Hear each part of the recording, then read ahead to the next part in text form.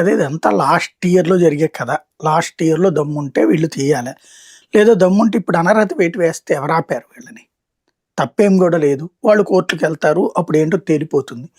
ఇక్కడ స్పీకర్ కార్యాలయం 2 తప్పులు చేసింది. నంబర్ 1 ఏంటంటే హైకోర్టు ఒక పిటిషన్ ఏసేది. హైకోర్టు ఒక నోటీస్ ఇచ్చింది. జగన్ వేసిన పిటిషన్ మీద. ఏవండీ ఇట్లాగ జగన్ అడుగుతున్నాడు ప్రతిపక్ష హోదా. మీకేంటి అభ్యంతరము? ఇవ్వడానికి మీకున్న ఇవ్వచ్చా? ఇవ్వకూడదా? మీ అభిప్రాయం ఏంటి అన్నటువంటి.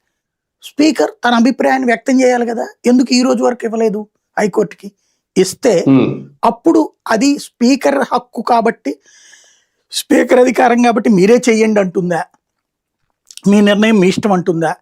లేకపోతే ఇప్పుడు తెలంగాణ ఎన్నికల్లో కూడా స్పీకర్ నా ఇష్టం అనినే అనుకున్నాడు ఆయన. అనర్హత వేటుకి సంబంధించి. కానీ సుప్రీంకోర్టు జోక్యం చేసుకొని నువ్వేదో ఒకటి తేల్చని చెప్పింది. అట్లాగా ఇందులో రాలేదు హైకోర్టు. అక్కడ రిజిస్ట్రార్ దాన్ని ఎందుకని మళ్ళీ స్పీకర్ ఏది వాళ్ళ ముందు అడగట్లేదో అర్థం కాలేదు. పిలవచ్చి అడగాలి కదా, ఏమయ్యా మీకు ఇచ్చిన నోటీస్కి సమాధానం ఏందనేది. ఇవ్వలేదు. లేదు జగన్ ఒక లేఖ రాశాడు స్పీకర్కి.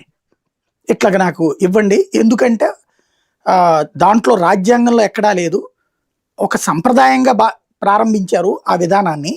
మొదట్లో సంప్రదాయం అనేది మనం మార్చుకోవచ్చు ఎప్పుడు కావాలంటే అప్పుడు. కాబట్టి ఇప్పుడు ఉన్నది మొత్తం 4 పార్టీలే రాష్ట్ర